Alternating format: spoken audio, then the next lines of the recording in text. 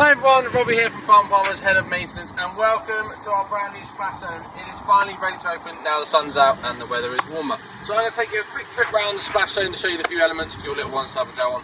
So let's see what we've got. So one of the main elements is our 3 hand pumps. So this one controls the shower element. Up there it goes.